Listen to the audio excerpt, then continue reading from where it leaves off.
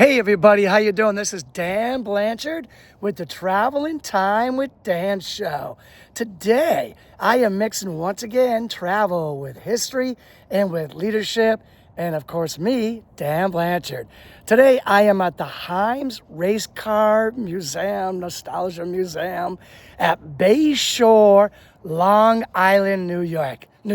Yes, who would have guessed that Long Island had a big racing history, and it did.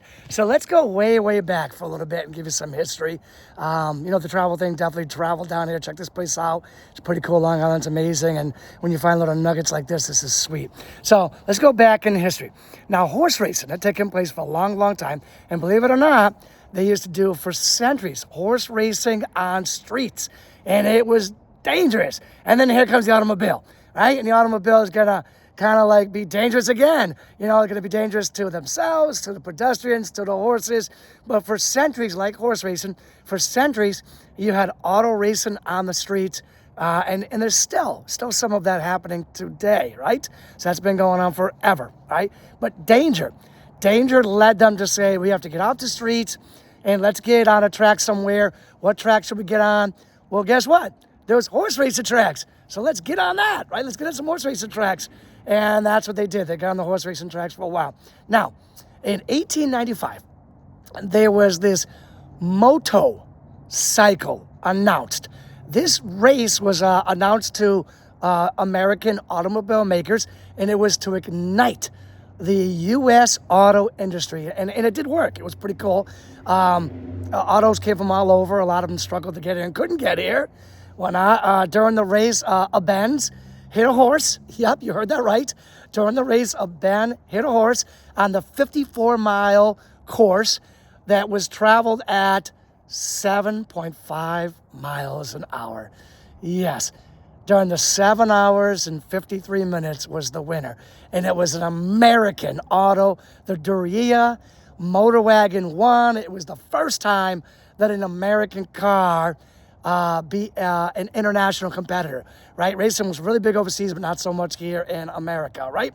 And this was declared the end of the horse-dependent transportation. It was over because now you had cars that could go 7.5 miles an hour, win races, and travel in bad weather. Yes, it was raining and it was doing stuff like that. Weather was bad and it still did it. All right, the cars did it. So now, in 1910, they're trying to get even better. 1910, automobile racing goes to like this board track racing, right? And this board track racing is kind of based on like the bicycle, like metro, the velodrome, the bicycle velodrome bike races. Where the corners are kind of bent up and curved in, so you go faster, and the boards, you go fast in the dirt. It was really cool. It was like a big step in the right direction, but guess what? Boards are flammable. Yep, boards are flammable, and within a few years, most of the board racing, velodrome type of racing tracks had burnt down, and that didn't work out. Now, about 10 years later, 1920s, some really exciting things going on with the bootlegging, especially in the southern states of the United States, right? These guys up in the Appalachian Mountains, they took ordinary cars and they souped them up. They were called stock cars. They souped them up so that the law wouldn't see that they had like souped up cars, special cars, fast, better suspension, bigger motors, all that stuff, hollowed out areas for carrying moonshine. And they drove at night. And sometimes with the lights out, they drove at night. And when they got chased through those mountains and those hills by the police, I mean, they became audacious, daring, skilled, elite. I mean, these were amazing drivers during the bootlegging era. And there was a lot of excitement about getting them into professional racing once alcohol was made free. The alcohol, I guess they didn't have to bootleg the alcohol around anymore, but they still wanted to drive. People tried to keep them out of racing, saying, racing's too respectful, all that stuff. But there was a real draw, a real allure to bringing in these exciting, thinking outside the box, I guess you could call it, with these exciting bootlegging drivers to show their skills. And they did well. They did very well, all right, very well. Now, in Long Island, again, I told you before, not many people think of Long Island as like a race car mecca. But believe it or not, in Long Island, right, they had this motor parkway, and the Vanderbilt Cup races here. It was the first special road in America for race car driving. And when they weren't racing cars on it, they were charging a toll for like a special road to drive on. You had to pay a toll to go on it, right?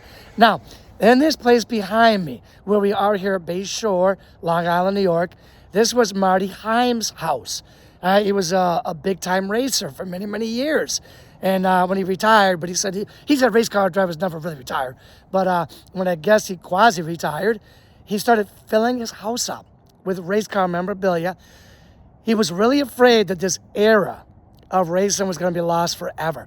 So he filled up his house. Like pretty much every single room in his house was filled up.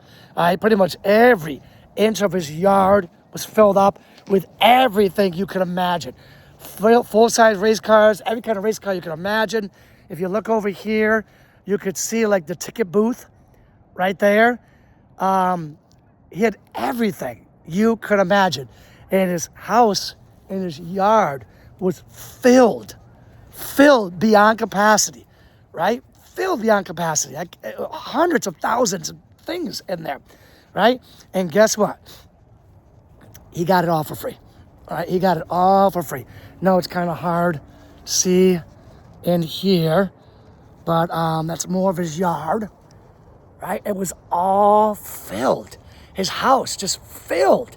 Can't imagine how his wife was very happy with that, right? But it was just filled, and probably millions of dollars worth of memorabilia of the racing history that would have been lost.